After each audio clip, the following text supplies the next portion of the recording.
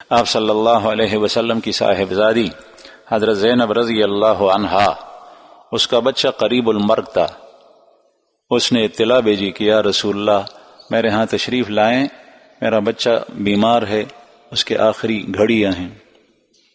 آپ صلی اللہ علیہ وسلم نے اس قاصد کو جو آیا تھا اس کو کہا کہ جاؤ اس سے کہو کہ اللہ کے لیے ہے وہ مال جو اس نے دیا ہے، اللہ اور اللہ کے لیے ہے جو اس نے لیا، یعنی وہ اپنی مرضی سے دیتا ہے، اپنی مرضی سے لیتا ہے، اس کا مال ہے. اس نے اولاد دی، وہ بھی اللہ کا مال، اور جب وہ وصول کر گیا وہ مرتا ہے، وہ بھی اللہ کا مال ہے. ان للہ ما اخذ، اور اللہ کے لیے وہ ہے ما اعطا، جو دیتا ہے. فلتصبر ولتحتسب، تیسری بات جو آپ نے ارشاد فرمائی، یہ فرمایا کہ اس کو کہہ دیں کہ وہ صبر کرے اور نیت اچھی رکھے. تحتسب کا مطلب ہے کہ پیچھے جو سوچ ہے، جو نیت ہے، جو ارادہ ہے، جو تصور ہے، صبر کبھی کسی اور مقصد کے لیے ہوتا ہے.